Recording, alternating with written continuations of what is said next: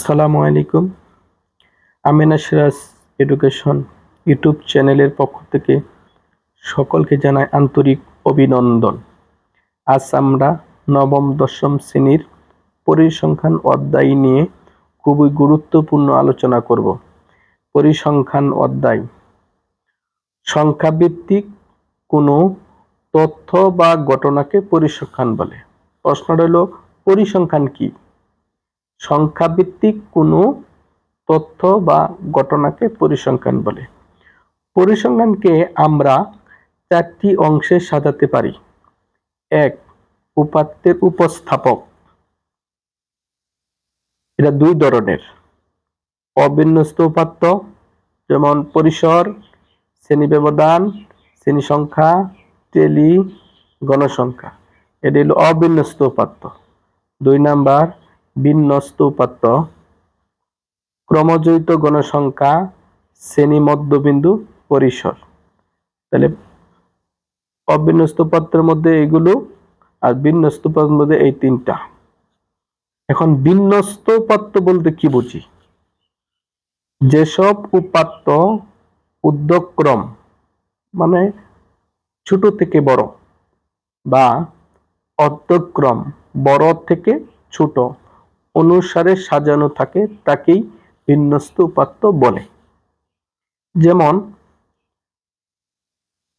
1, 2, 3, 4, 5, 6 এটা ঊর্ধ্বক্রম অনুসারে সাজানো, এবং 6, 5, 4, 3, 2, 1 এটাকে অর্ধক্রম অনুসারে সাজানো। অবিন্যস্ত উপাত্ত, যেসব উপাত্ত ঊর্ধ্বক্রম বা অর্ধক্রম সাজানো থাকে না, যেমন 2, 1, 6, 5, 3 এলোমেলো ভাবে সাজানো থাকে, কোনো ক্রমানুসারে থাকে না, উল্টাপাল্টা থাকে, সেটাই হলো কি অবিন্যস্ত উপাত্ত। আচ্ছা, এখন আমরা পরিসংখ্যানের দ্বিতীয় ধাপে গেলাম, চলক। ইহা দুই প্রকার। নাম্বার 1, বিচ্ছিন্ন চলক। বিচ্ছিন্ন চলক কাকে বলে? যে চলকের মান পূর্ণ সংখ্যা হয় তাকে বিচ্ছিন্ন চলক বলে। এখন এখানে বুঝলাম যে পূর্ণ সংখ্যা কি, শূন্য থেকে বড়, সেগুলো কি 1, 2, 3, 4, 5, 6, 7, 8, 9, 10 এভাবে এগুলো পূর্ণ সংখ্যা। তাহলে যে চলকের মান পূর্ণ সংখ্যা হয় তাকে বিচ্ছিন্ন চলক বলে। যেমন পাখির সংখ্যা, এটা পূর্ণ সংখ্যার মধ্যে পড়ে। যেমন 1, 2, 3, 4, একটা পাখি, দুইটা পাখি, তিনটা পাখি, এরকম অনেকগুলা পাখি। বইয়ের সংখ্যা পূর্ণ সংখ্যার মধ্যে পড়ে, একটা বই, দুইটা বই, পাঁচটা বই। মানুষের সংখ্যা, একজন মানুষ, দুইজন মানুষ, পাঁচজন মানুষ, অনেকজন মানুষ। কলমের সংখ্যা, একটি কলম, দুইটি কলম, পাঁচটি কলম, অনেকগুলো কলম, এগুলো পূর্ণ সংখ্যার মধ্যে পড়ে। 2 নাম্বার, অবিচ্ছিন্ন চলক। যে চলকের মান যে কোনো বাস্তব সংখ্যা হতে পারে তাকে অবিচ্ছিন্ন চলক বলে। যেমন বয়স। বাস্তব সংখ্যা কোনটা? ভগ্নাংশ বা দশমিক সংখ্যা। বয়স তো দশমিক বা ভগ্নাংশ হতে পারে। বয়স এরকম 5 বছর 6 মাস এরকম হইতে পারে। ওজন 40 কেজি 500 গ্রাম। তাপমাত্রা, উচ্চতা ইত্যাদি, এগুলো হলো অবিচ্ছিন্ন চলক। পরীক্ষা আসতে পারে বিচ্ছিন্ন চলক কোনটি আর অবিচ্ছিন্ন চলক কোনটি, আমরা এটা শিখে নেব। এবার আমরা পরিসংখ্যানের তৃতীয় ধাপটা হলো কেন্দ্রীয় প্রবণতা। এটা ধাপ 3টি। কি? গাণিতিক গড়, মধ্যক, প্রচুরক। কেন্দ্রীয় প্রবণতার ধাপ কয়টি? 3টি। গাণিতিক গড়, মধ্যক, প্রচুরক। উপাত্তের লেখচিত্র, এটা ধাপ কয়টি? 3টি। কি? আয়তলেখ, বহুভুজ, অজীব রেখা। আয়তলেখ, বহুভুজ, অজীব রেখা। আমরা এইগুলো 4টি ভাগে ভাগ করা হয়েছে। এখন আমরা এর জন্য গুরুত্বপূর্ণ সূত্র শিখব। এই সূত্রগুলো যদি আমরা ভালো করে আয়ত্ত করতে পারি তাহলে অঙ্কটা অতি সহজে আমরা করে ফেলতে পারবো। পরিসংখ্যানের সূত্রাবলী আমরা ভালো করে আয়ত্ত করি। পরিসর সমান সর্বোচ্চ মান বিয়োগ সর্বনিম্ন মান যোগ 1। 2 নাম্বার শ্রেণী সংখ্যা পরিসর ভাগ শ্রেণীব্যাপ্তি। 3 নাম্বার শ্রেণীব্যাপ্তি সমান পরিসর ভাগ মানে এই টান্ডারে ভাগ বলে ভাগ শ্রেণী সংখ্যা। 4 নাম্বার শ্রেণীর মধ্যমান সমান শ্রেণীর উচ্চ সীমা প্লাস শ্রেণীর নিম্ন সীমা বাই 2। শ্রেণীর উচ্চ সীমা প্লাস শ্রেণীর নিম্ন সীমা বাই 2। শ্রেণীর উচ্চ সীমা সূত্র কি? সমান শ্রেণীর মধ্যমান গুণন 2 মাইনাস শ্রেণীর নিম্ন সীমা। শ্রেণীর নিম্ন সীমা সমান কি? শ্রেণীর মধ্যমান গুণন 2 মাইনাস শ্রেণীর উচ্চ সীমা। তাহলে আমরা একে একে 3টা সূত্র ভালো করে আয়ত্ত করব। 5 নাম্বার অবিন্যস্ত উপাত্তগুলোর গড়। আমরা অবিন্যস্ত বলতে শিখে আসছি এলোমেলো, যেমন এখানে সংখ্যা দেওয়া থাকতে পারে যে 10, 20, 5, 6, 7 এরকম সংখ্যার গড় নির্ণয় করো, তখন আমরা এই সূত্রটা প্রয়োগ করব। উপাত্তগুলোর সমষ্টি ভাগ উপাত্তগুলোর সংখ্যা। উপাত্তগুলোর সমষ্টি ভাগ উপাত্তগুলোর সংখ্যা অবিন্যস্ত গড়ের সূত্র।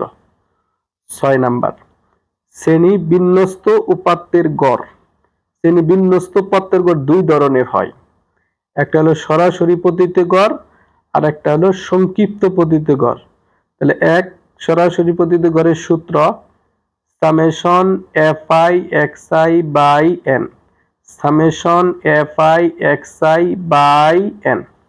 সংক্ষিপ্ত পদ্ধতিতে গড় সমান a plus summation fi ui by n গুণন h। a plus summation fi ui by n গুণন h। এখন আমরা এই সংক্ষিপ্ত পদ্ধতির গড়ের যে চলকগুলো আছে চলকগুলার পরিচয় জানব। এতে কি? a সমান আনুমানিক গড়। fi কি? fi সমান i তম শ্রেণীর গণসংখ্যা। ui কি? ui সমান দাব বিচ্যুতি। n সমান মোট গণসংখ্যা। h সমান শ্রেণী ব্যক্তি। আমরা সূত্রগুলো জানলাম। এবার আমরা অবিন্যস্ত উপাত্তের ক্ষেত্রে মধ্যক। তাহলে অবিন্যস্ত উপাত্তের মধ্যক কিভাবে? অনেক সময় জোড় সংখ্যা থাকলে এই সূত্রটা প্রয়োগ করব, আর বেজোড় সংখ্যা হলে এই সূত্রটা প্রয়োগ করব। তাহলে জোড় সংখ্যার সূত্রটা কি? সমান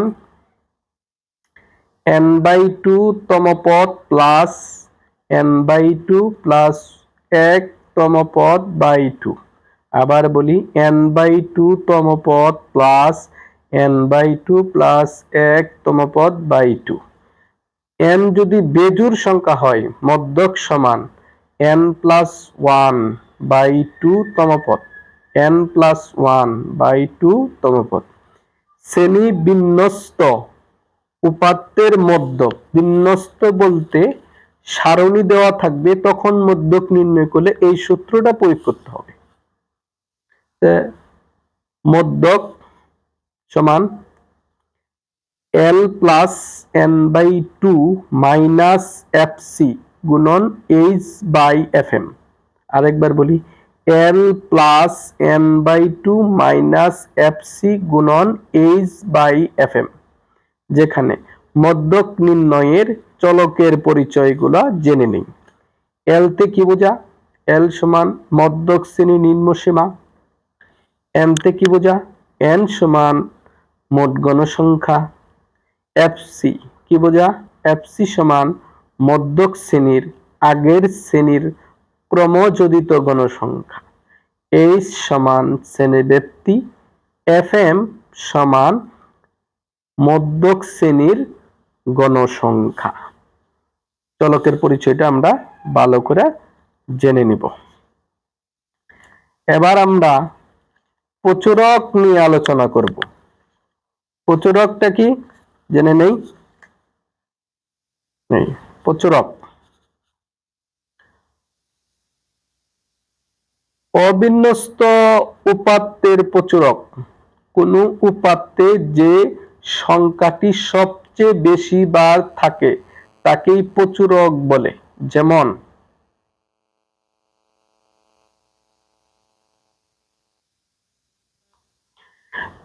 যেমন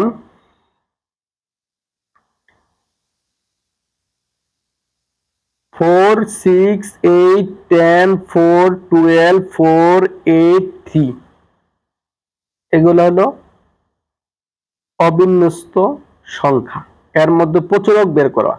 দেখো 4 আছে একবার, দুইবার, তিনবার। এখানে এর মধ্যে প্রচুরক হয়েছে 4, কিন্তু 8 আছে দুইবার, তাহলে সবচেয়ে বেশি 4, তাহলে 4 হলো প্রচুরক। যদি 8 ও তিনবার থাকতো তাহলে 8 ও প্রচুরক হইতো। এখন 4 ও একবার আছে, 8 ও একবার, সকল সংখ্যা একবার আছে, তাহলে মনে করতেব এখানে কোনো প্রচুরক নেই। বিন্যস্ত উপাত্তের প্রচুরক, যখন সারণী থেকে বলবো যে প্রচুরক নির্ণয় করো, তখন এই সূত্রটা প্রয়োগ করতে হবে। L plus F1 by F1 plus F2 গুণন H, আবার L plus F1 by F1 plus F2 গুণন H।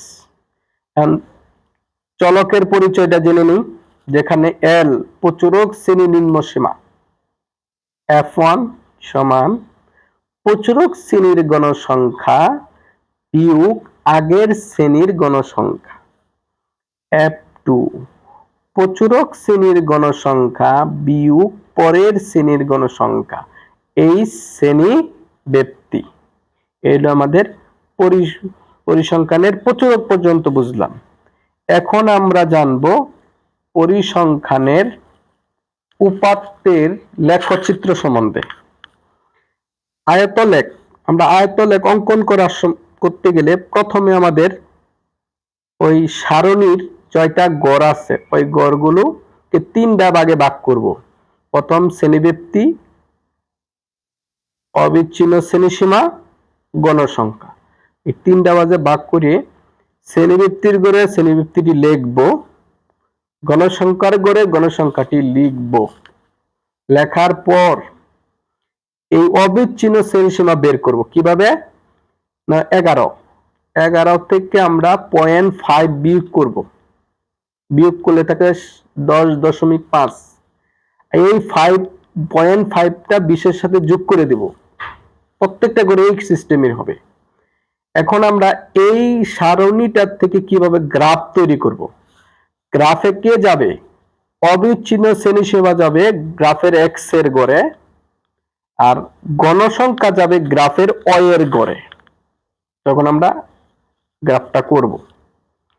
এখানে যদি 10 ব্যবধান থাকে, গ্রাফের প্রতি গড়কে 2 একক ধরে, আর যদি 5 ব্যবধান থাকে প্রতি গড়ের 1 একক ধরে। এবার বহুভুজ সারণী হবে।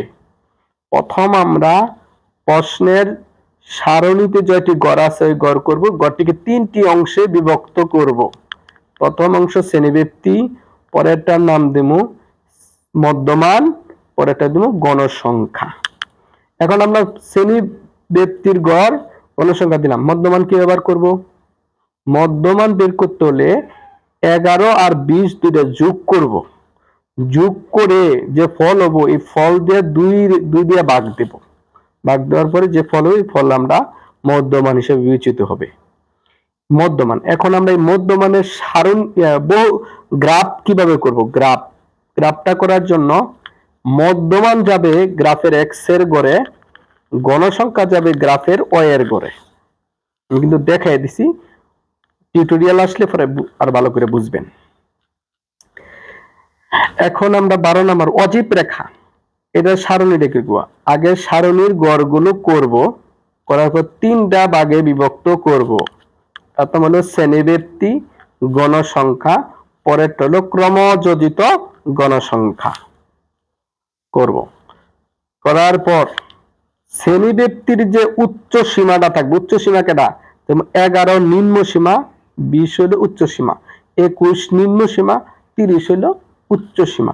এই উচ্চ সীমাগুলো, শ্রেণীর উচ্চ সীমাগুলো এক্স এর গড়ে যাবে, আর ক্রমযোজিত গণসংখ্যা এর গড়ে যাবে। এই হলো আমাদের অজীব রেখা অঙ্কনের গ্রাফে কিভাবে কোনটা বিভক্ত করব আমরা আজকে জেনে নিলাম। পরবর্তী যেতে আমাদের টিউটোরিয়ালে কোনো ভুল না থাকে আমি আবারও বলবো, ওই সময় জানাই দিব, সুবিধা নাই। এখন আমরা একটা গুরুত্বপূর্ণ তথ্য জানবো, সেগুলা কি, অনেক সময় অঙ্কের মধ্যে কিছু অজানা তথ্য। শ্রেণী ব্যক্তির অপর নাম শ্রেণী ব্যবধান। যে অনেক সময় আমরা শ্রেণী ব্যক্তি বুঝি না, পরীক্ষায় এসে শ্রেণী ব্যক্তি, পড়ে গেছি শ্রেণী ব্যবধান। এই জন্য শ্রেণী ব্যক্তি যেভাবে বার করব, শ্রেণী ব্যবধান একই বোঝানো হয়। শ্রেণীর মধ্যবিন্দুর অপর নাম হলো শ্রেণীর মধ্যমান। মধ্যবিন্দু যেভাবে বের করব, মধ্যমানও একইভাবে বের করতে হবে। ক্রমযোজিত গণসংখ্যা অপর নাম যোজিত ফল। ক্রমযোজিত যোজিত গণসংখ্যা যেভাবে বের করব, যোজিত ফল ঠিক একইভাবে বের করব। আজকে এই পর্যন্ত। আপনারা সবাই এই চ্যানেলটি চোখ রাখবেন, সবসময় নতুন নতুন নতুন কৌশলে এখানে ক্লাস নেওয়া হবে। আজকে যে ক্লাসটি নেওয়া হয়েছে সম্পূর্ণ বেসিক, এটি জানতেই হবে। এটি না জানলে পরিসংখ্যানে ভালো করা যাবে না। সূত্রগুলি মনোযোগ দিয়ে আয়ত্ত করে নেবেন এবং সামনে যে গুরুত্বপূর্ণ প্রশ্নগুলো, এগুলো ভালো করে পড়ে নেবেন, তাহলে আশা করি পরিসংখ্যানে আর কোনো ভুল ত্রুটি হবে না। সামনে আমরা যে টিউটোরিয়াল নেব, প্রত্যেকটা অঙ্ক সূত্র কিভাবে ব্যবহার করা হয়েছে সেই বিষয়ে সুন্দরভাবে আমরা বুঝিয়ে দেব। কোনো অঙ্কই আপনাদের ভুল হবে না, আপনারা নিশ্চিত থাকেন। সুন্দরভাবে ক্লাসটা মনোযোগ দিয়া খেয়াল করবেন, বেশি বেশি সাবস্ক্রাইব করবেন, চ্যানেলটা সাবস্ক্রাইব করে চ্যানেলটা শেয়ার করবেন, একে অন্যকে দিবেন, তাহলে তারা পড়ে যেতে উপকৃত হয়, আপনার বন্ধুরা ভালো করবে, এটাই আশা আমার রইল। আসসালামু আলাইকুম রাহমাতুল্লাহি ওয়া বারাকাতুহু।